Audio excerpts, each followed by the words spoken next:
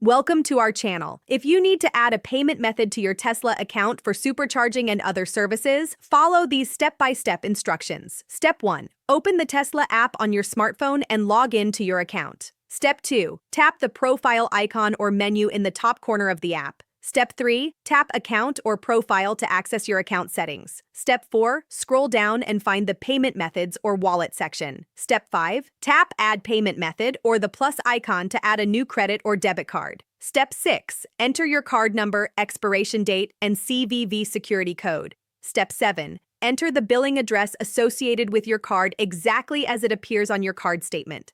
Step 8. Review the information for accuracy. Then tap Save or Add Card to store the payment method. Step 9. Your card will now be used automatically for supercharging sessions and other Tesla services. Step 10. To add multiple payment methods, repeat the process. You can set a default payment method by selecting it from your list of cards. Step 11. To remove a payment method, go back to Payment Methods, tap on the card you want to remove, and select Remove or the trash icon. Step 12.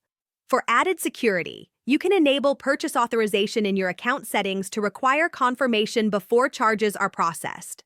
Don't forget to like this video and subscribe to our channel.